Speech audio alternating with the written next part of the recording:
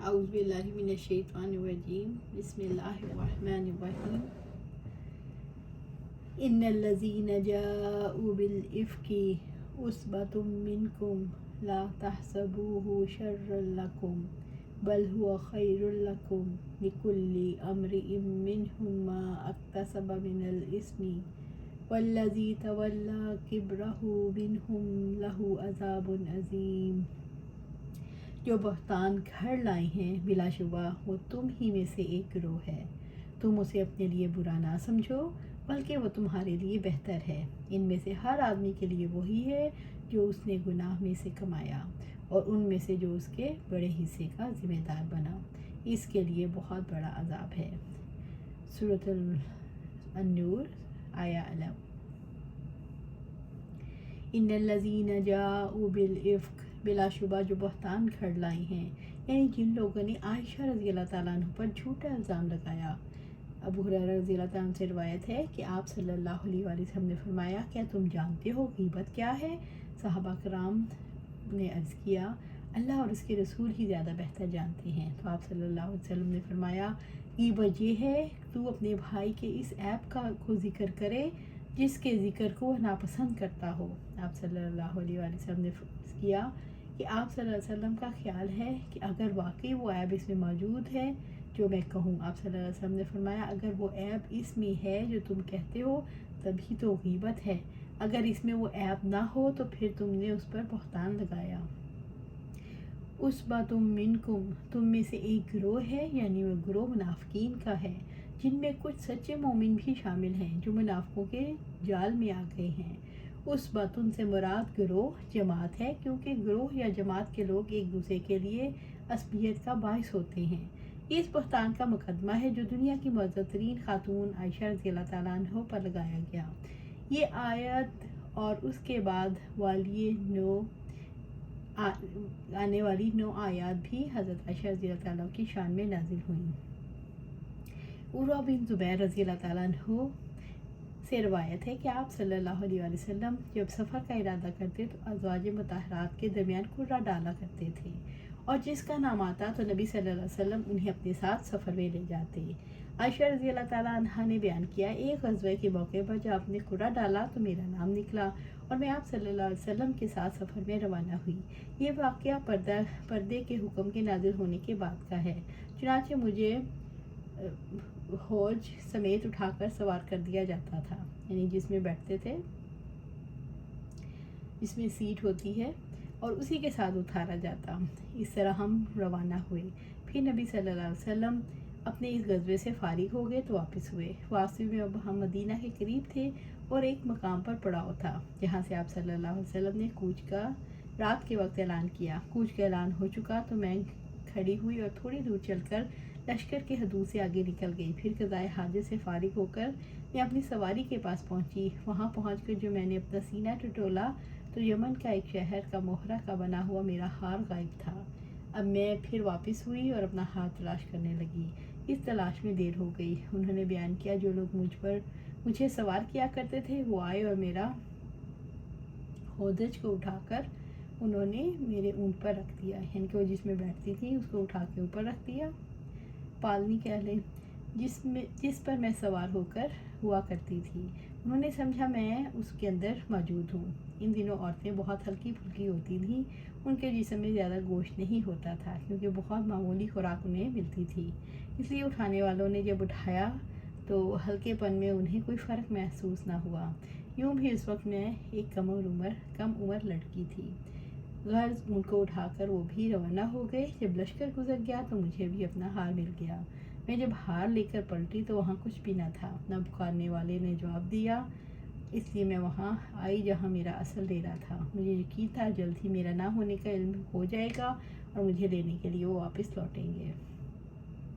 اپنی جگہ پر بیٹھے بیٹھے میری آنکھ لگی اور میں سو گئی۔ صفوان بن معطل سلمہ الزکوانی رضی اللہ تعالیٰ عنہ لشکر کے پیچھے پیچھے آ رہے تھے تاکہ لشکر کی کوئی چیز گم ہو گئی ہو تو اٹھا لیں۔ انہوں نے ایک سوئے انسان کا سایہ دیکھا اور جب قریب آ کر مجھے دیکھا تو پہچان گئے۔ پردے سے پہلے وہ مجھے دیکھ چکے تھے۔ جب مجھے پہچان گئے تو انا للہ و انا الیہ راجعون پڑھنا شروع کیا اور ان کی آواز سے میں جاگ اٹھی اور فوراً اپنی چادر سے میں نے اپنا چہرہ چھپا لیا۔ اللہ کی قسم میں نے ان سے ایک لفظ بھی نہیں کہا اور نہ سوائے انا للہ انا الیہ راجعون کہ میں نے ان کی زبان سے کوئی لفظ سنا۔ وہ سواری سے اتر گئے اور اس سے انہوں نے بٹھا کر اس کی انگلی ٹانگ کو موڑ دیا تاکہ بغیر کسی مدد کے ام المومنین اس پر سوار ہو سکے۔ میں اٹھی اور اس پر سوار ہو گئی۔ اب وہ سواری کو آگے سے پکڑے ہوئے لے چلے۔ جب ہم لشکر کے قریب پہنچے تو ٹھیک دوپہر کا وقت تھا۔ لشکر پڑاؤ کیے ہوئے تھا۔ ام المومنین رضی اللہ تعالیٰ عنہا نے بیان کیا، پھر جیسے ہلاک ہونا تھا وہ ہلاک ہوا۔ اصل میں تہمت کا بیڑا عبداللہ بن ابی ابن سلول منافق نے اٹھا رکھا تھا۔ عروہ نے بیان کیا، مجھے معلوم ہوا کہ اس تہمت کا چرچا کرتا، اس کی مجلسوں میں اس کا تذکرہ ہوا کرتا، اس کی تصدیق کرتا، خوب غور اور توجہ سے سنتا اور پھیلانے کے لیے خوب کھود کرید کرتا۔ عروہ نے پہلی سند کے حوالے سے یہ بھی کیا کہ حسان بن ثابت، مصطح بن اساسہ اور حمنہ بنت جہش کے سوا تہمت لگانے میں شریک کسی کا بھی نام نہیں لیا، مجھے ان کا علم ہوتا۔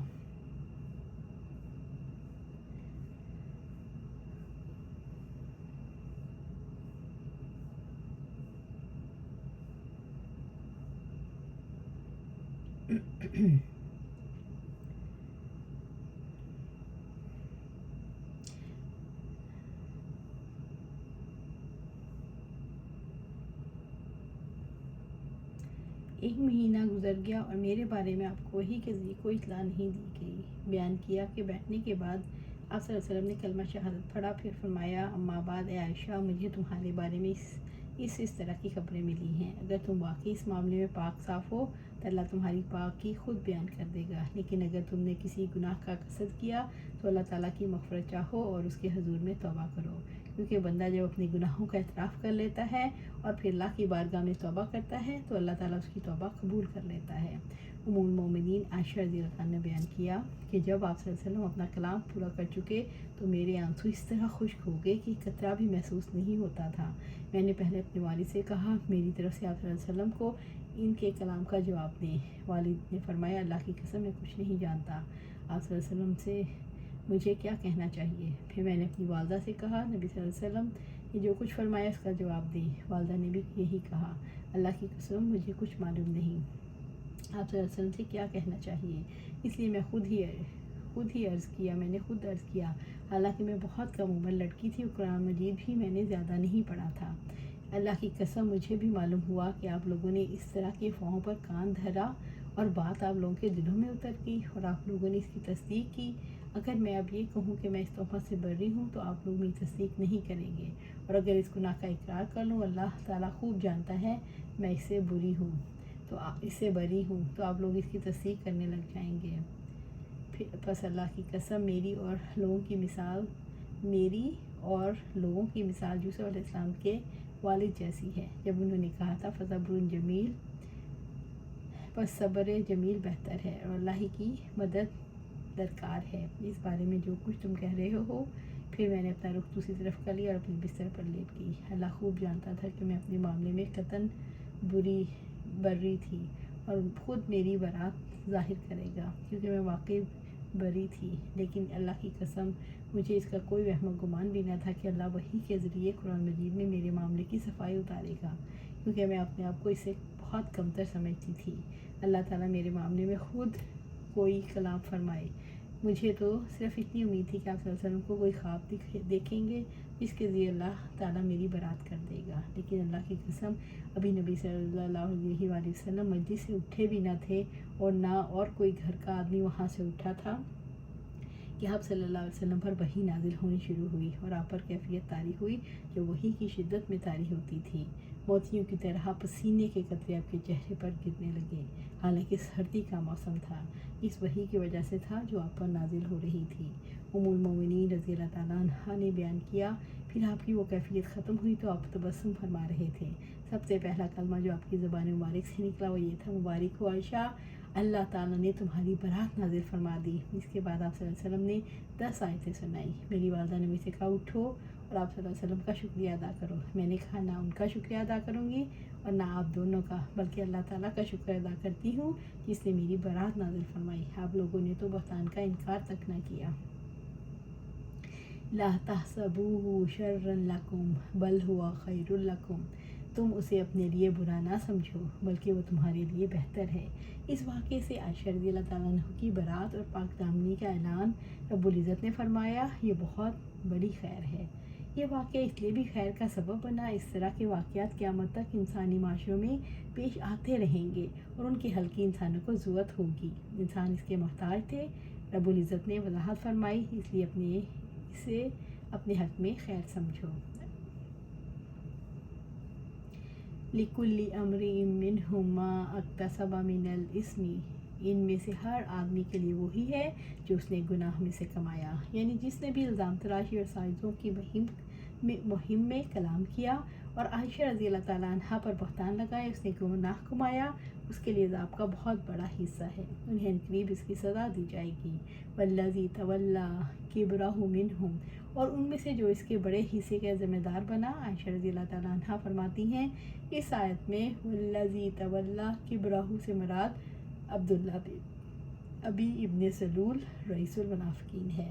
عائشہ رضی اللہ تعالیٰ عنہ فرماتی ہیں، اس طوفان کا چرچا مسلمانوں سے دو مرد کرنے والے تھے، مصعب بن صعصع اور احسان بن ثابت، اور تیسرا عبداللہ بن ابی سلول منافق تھا جو کریت کر پوچھتا اور اس پر حاشیے چڑھاتا۔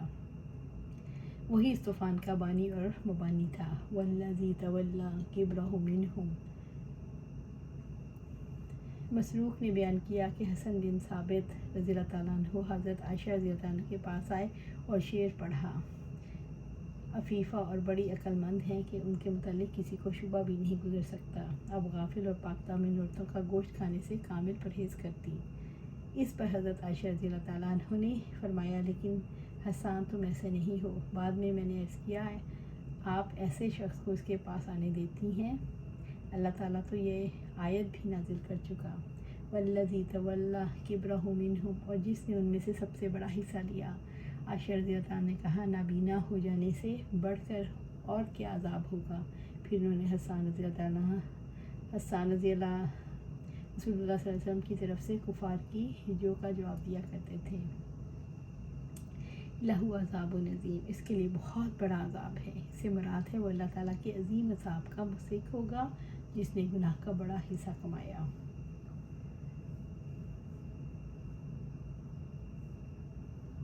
لولا اذ سمعتموہ ظن المؤمنون والمؤمنات بانفسہم خیرا وقالوا ھذا افک مبین، جب تم نے اسے سنا تو مومن مرد اور مومن عورتوں نے اپنے آپ سے اچھا گمان کیوں نہ کیا اور کیوں نہیں کہا یہ کھلا بہتان ہے۔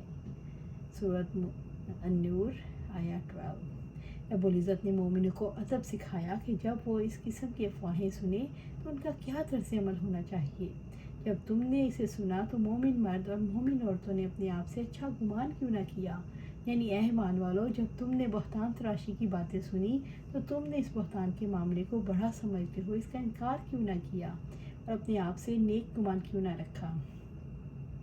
وقالو، کیوں نہیں انہوں نے کہا، یعنی حسن ظن کی بنا پر وہ کہتے، ھذا افک مبین، یہ تو کھلا بہتان ہے، یعنی یہ جھوٹ اور کھلا بہتان ہے۔ ایمان والوں پر واجب ہے جب اپنے کسی بھائی کے بارے میں ایسی بات سنیں تو زبان سے برات کا اظہار کر کے بہتان لگانے والے کو جھوٹا ثابت کریں، جھوٹا کہیں۔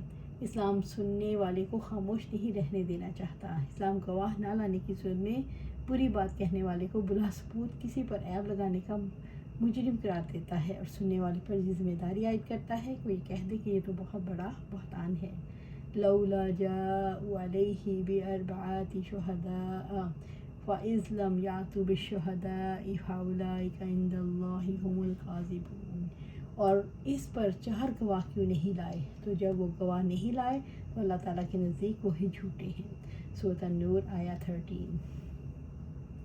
وَلَوْلَا جَاءُوا عَلَيْهِ بِأَرْبَعَةِ شُهَدَاءَ، اور اس پر 4 گواہ کیوں نہیں لائے، یعنی بہتان لگانے والے اپنے بہتان پر 4 گواہ کیوں نہیں لائے جو عادل اور معتبر ہوتے۔